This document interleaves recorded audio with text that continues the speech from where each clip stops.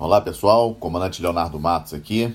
Esse é o nosso Conexão Geo número 44. Hoje é sexta-feira, dia 27 de setembro de 2019.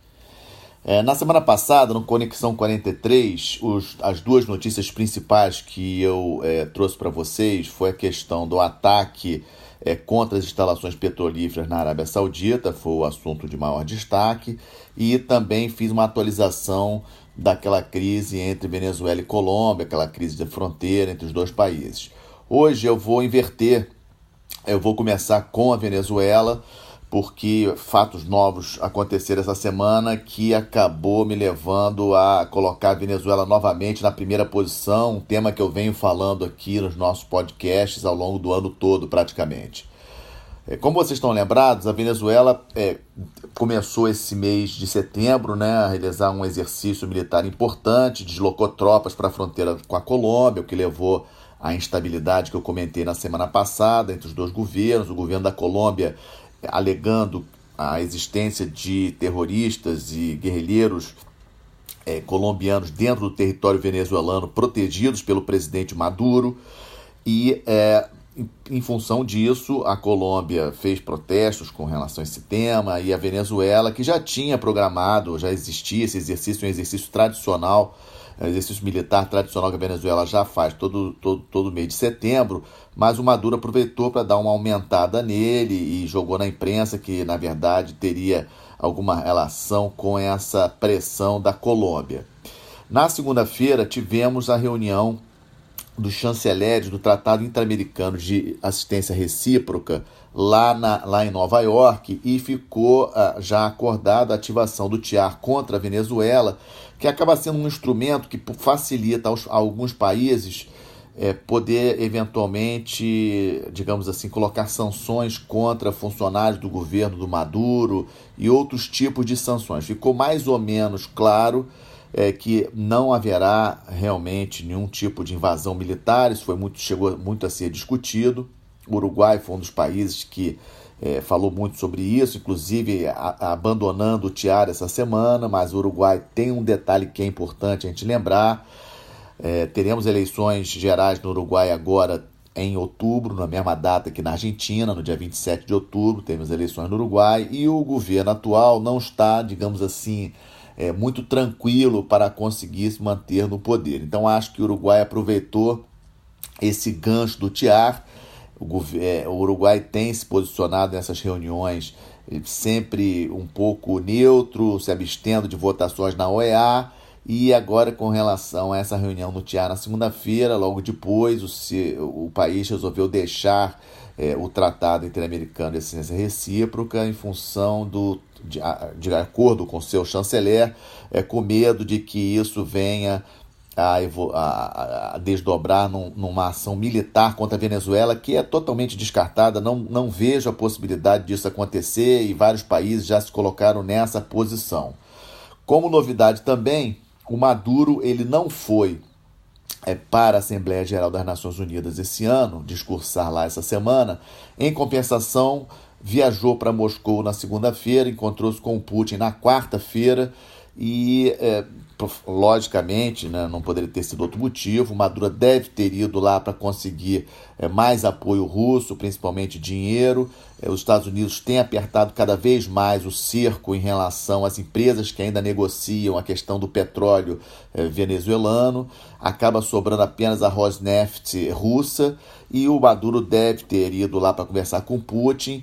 E é interessante a gente ver duas mídias diferentes, ou seja, o discurso oficial do Maduro voltando é que a Rússia prometeu manter o seu apoio militar e manter o apoio ao seu governo, etc. Quando a gente vai no principal fonte, digamos assim, de notícias russas, a TASS, e a gente vê lá no final, no último parágrafo da notícia sobre o encontro dos dois, nada de apoio militar, nada disso. No final, um recado do Putin para o Maduro, falando para ele voltar a negociar com a oposição. Para que o Putin ia dizer isso para o Maduro? Então, eu pego essa informação junto com outra informação que é do representante especial dos Estados Unidos para tratar de assuntos da Venezuela, o Elliot Abrams, que essa semana falou que representantes da Rússia estão em conversas com representantes do Juan Guaidó, aquele presidente autoproclamado lá da Venezuela, presidente da Assembleia Nacional. Ou seja, as coisas acabam se fechando. Também, novidade dessa semana, que saiu hoje, o Conselho de Direitos Humanos da ONU resolveu estabelecer uma comissão de investigação independente contra possíveis violações de direitos humanos dentro da Venezuela. Esse aí foi um ponto ganho, digamos assim, para o Grupo de Lima. Foram eles que levaram isso para o Conselho de Direitos Humanos da ONU. Ou seja, esse conselho dentro da Venezuela, investigando as prisões, investigando o que aconteceu na Venezuela em relação aos direitos humanos, vai pressionar ainda mais o governo do Maduro. Então, esse foi um ponto, era um movimento já esperado, mas acabou acontecendo apenas hoje, e é mais um ponto de pressão em cima do governo do Maduro. Eu acho importante a gente entender que o Putin, a Rússia, que acabou se tornando o último grande aliado, importante aliado da Venezuela nessa questão, ele está recebendo, pelo outro lado, uma pressão dos Estados Unidos. O Trump tem sinalizado, vocês lembram que naquela reunião do G7 lá na França, o Trump voltou a falar da possibilidade da Rússia voltar a compor o G7, ou seja, um G8. Então o Trump, com esse namoro aí com o Putin, tentando tirar o Putin daquela ligação que ele tem com a China, né? Aquela ligação que a Rússia tem com a China, não é boa para os Estados Unidos. O Trump tentando trazer novamente o Putin para o G7 e, obviamente, o tema Venezuela acaba entrando nesse bolo. A Rússia acaba avaliando, digamos assim, pesando as possibilidades, e essa relação do Trump com o Putin eu acho que é fundamental para a gente entender. Todas as declarações do Trump em relação ao Putin são sempre declarações, digamos assim, que levam a gente a crer uma relação diferenciada entre os dois governantes. E aí pegamos todas as informações, a criação da comissão, essa decisão do Conselho de Direitos Humanos da ONU de investigar dentro do país a questão dos direitos humanos. Essa pressão em cima das empresas que negociam petróleo com a Venezuela, ou seja, a Venezuela não conseguindo exportar o seu principal capital, né, o bem de maior valor, que é o petróleo. Inclusive, pasmem vocês, os estoques dentro da Venezuela de petróleo aumentaram no último mês, porque eles não conseguem tirar o petróleo do país em função das sanções econômicas dos Estados Unidos contra as empresas de navegação que fazem o transporte do petróleo. Ou seja, eu acho que a situação do Maduro está cada vez pior. Essa notícia de hoje do Conselho de Direitos Humanos da ONU foi mais um ponto. A visita dele à Rússia essa semana foi um fracasso na minha avaliação.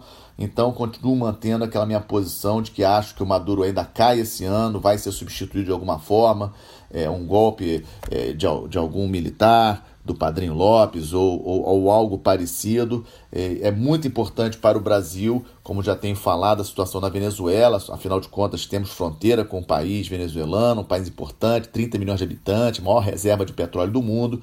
Então vamos continuar acompanhando com muita atenção essa questão na Venezuela. O segundo tema que eu trago para vocês é essa confusão toda envolvendo o presidente Trump e a questão do impeachment, e isso atrapalhando, obviamente, a questão da política externa do Trump. Vamos lembrar que na semana passada o principal assunto discutido aqui que eu trouxe para vocês foi aquele ataque às instalações petrolíferas na Arábia Saudita. Importante a gente lembrar que esse ataque não foi um ataque qualquer. Ele reduziu a capacidade de produção de petróleo na Arábia Saudita em 50%, não é pouca coisa. Nós estamos falando de 5 milhões de barris de petróleo por dia. Só para vocês terem uma ideia, é quase o dobro da produção diária de petróleo no Brasil. Ou seja, em apenas um ataque, a produção da Arábia Saudita caiu pela metade. Eles estão já recuperando essa produção, mas foi um ataque muito importante, não foi um ataque qualquer. É interessante, até hoje, até esse momento, não tem prova nenhuma de onde realmente partiu o ataque. Aqueles rebeldes Houthis lá do Iêmen chegaram a dizer que foram eles, mas os Estados Unidos e a própria Arábia Saudita rapidamente falaram que os ataques vieram do Irã, mas até agora não foi disponibilizado para a imprensa de uma maneira geral, para o público de uma maneira geral, uma prova concreta de que foi o Irã o responsável pelo ataque. Bom, com toda essa confusão com a Arábia Saudita e Irã, lógico, não esquecendo das outras questões que os Estados Unidos estão envolvidos, surge uma denúncia séria de que o presidente Trump teria influenciado o primeiro presidente ucraniano em julho para que ele investigasse o ex-vice-presidente Joe Biden, que foi vice-presidente do Obama e que é candidato pelo Partido Democrata para as eleições do ano que vem.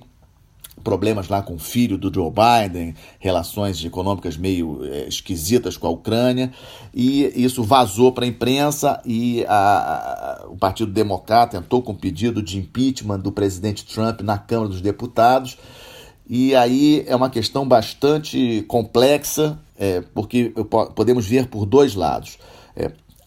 O processo de impeachment nos Estados Unidos é um processo complicado, ele tem que ser aprovado na Câmara por maioria simples, na Câmara dos Deputados, ok, há uma maioria democrata, então é possível que isso realmente ocorra, só que o processo vai para o Senado e no Senado tem que ter 2/3 para realmente tirar o Trump do poder. O Senado ele é de maioria republicana, ou seja, numa análise muito rápida, acho praticamente impossível que o Trump seja, digamos assim, retirado do poder lá nos Estados Unidos. Então, essa medida, e os democratas sabem disso, né? Quando eles entraram com esse pedido de impeachment, eles sabiam dessa situação muito difícil do Trump realmente ser, digamos, retirado do poder.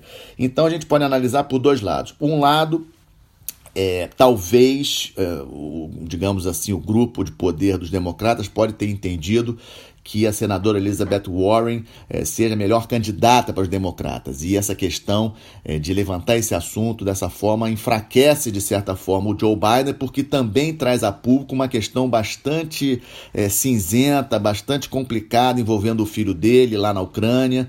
E esse assunto, obviamente, trazendo o impeachment do presidente Trump agora, a questão do Biden vai aparecer e eu acho que enfraquece muito a candidatura do Joe Biden. Então, pode ter sido também uma tentativa do núcleo de poder no Partido Democrata em escolher a senadora Elizabeth Warren, que também está concorrendo à vaga pelo Partido Democrata às eleições do ano que vem, como a candidata preferencial. E, por coincidência ou não, ontem saiu uma pesquisa nacional nos Estados Unidos dizendo que a senadora já está na frente do Joe Biden como a principal, digamos assim, o principal nome para a vaga democrata nas eleições do ano que vem. Por outro lado, pode também essa questão do impeachment ser uma oportunidade não apenas para os democratas tentarem tirar o Trump, mas até para os republicanos tradicionais. Vamos lembrar que o Trump não é um republicano tradicional. Muitos dos senadores e deputados republicanos não gostam do presidente Trump, não gostavam muito, agora, obviamente, eles não expressam que a economia dos Estados Unidos está indo muito bem, então esses republicanos que não gostam do presidente Trump, eles acabam, atualmente estão se escondendo um pouco, mas não tenham dúvidas disso, tem muito republicano que não gosta também do Trump. Ou seja, é um assunto de extrema importância, os Estados Unidos é o país mais importante do mundo, esse assunto vai ocupar a mídia nas próximas semanas, com certeza, vamos ver qual o impacto disso no posicionamento do Trump em relação aos assuntos externos, ou seja, a questão do Irã, a questão da Venezuela, a própria questão com a China, que é o grande tema, que a gente sabe disso, é um ponto importante. E aí faço uma reflexão em relação ao Brasil, como que é perigoso, em termos de política externa, nós nos posicionarmos muito francamente em relação a determinadas figuras. As relações exteriores elas têm que ser centradas nas relações entre os estados, né? Nossa relação histórica com os Estados Unidos sempre foi uma boa relação, independentemente se o presidente é o Trump, se é o Obama, etc. Então essa preferência pelo presidente Trump dessa forma pode acabar sendo perigosa para o Brasil, caso venha a ocorrer o impeachment, que eu nesse momento acho que não vai ocorrer. Eu acho que o presidente Trump não vai sair do presidente dos Estados Unidos, é o grande favorito para as eleições do ano que vem, mas pode vir aí a senadora Elizabeth Warren pelos democratas e atrapalhar as eleições, aí, as pretensões do Trump, ainda mais com esse assunto do impeachment, fragilizar um pouco a candidatura do Trump para o ano que vem. Como muitos assuntos essa semana, eu não vou falar de assuntos militares, já passo rapidamente para o que tem por aí que estamos de olho, sem contar com a questão venezuelana e essa questão dos Estados Unidos, que obviamente estamos de olho. Relembro a vocês que na semana que vem, 1º de outubro, as comemorações dos 70 anos da criação da nova China, né, da China popular, comunista, China de Mao Tse-tung. Grandes comemorações estão sendo esperadas na China, um grande aparato militar também foi montado. É um evento que devemos ter bastante atenção, porque aquelas tensões em Hong Kong, obviamente, podem incentivar alguns grupos dentro da China a causar, digamos assim, a ter algumas manifestações contra o regime do Partido Comunista Chinês. Então é um evento que nós estamos bastante atentos e vamos acompanhar na semana que vem. Em relação às eleições de Israel, o presidente israelense designou o próprio Benjamin Netanyahu para tentar formar uma coalizão e continuar governando o país com o primeiro-ministro. Me surpreendeu, achei que o Benny Gantz fosse assumir essa posição de tentar coordenar uma aliança. Vamos lembrar que as eleições foram bastante apertadas em Israel, então esse é um outro ponto bastante relevante que vamos acompanhar os desdobramentos dessa situação em Israel. Além de Israel, outra situação que continuamos a acompanhar, obviamente, é a saída do Reino Unido da União Europeia. Uma reviravolta importante essa semana. A Suprema Corte do Reino Unido declarou que a ação do Boris Johnson de, digamos assim, bloquear o parlamento britânico foi ilegal.